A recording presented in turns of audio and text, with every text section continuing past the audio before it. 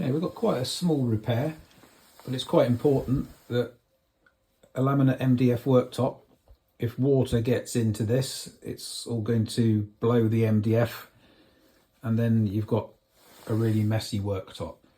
So we just need to repair these two chips. So let's crack on.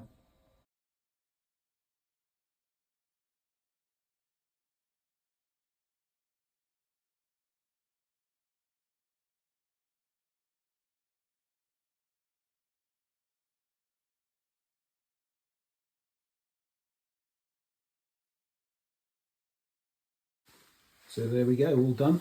As I said, quite a small repair, but vitally important, certainly as this is a rented property. And if water gets into this MDF, then the worktop is ruined. So all repaired. You'd never know it was there. Job complete.